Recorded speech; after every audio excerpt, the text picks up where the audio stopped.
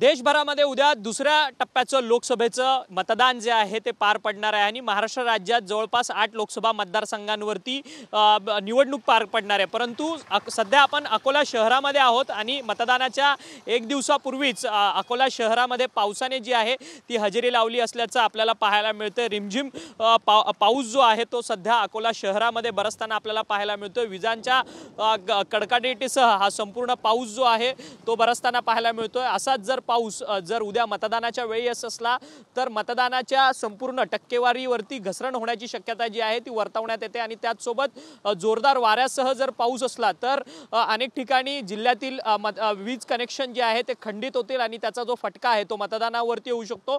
त्यामुळे आता जरी संपूर्ण रिमझिम पाऊस जो आहे तो सध्या अकोला शहरात विजांच्या कडकडाटासह बरसताना सध्या तरी आपल्याला पाहायला मिळत आहे। व्हिडिओ हरीश नेगीसह अक्षय मंकणे, TV9 मराठी, अकोला।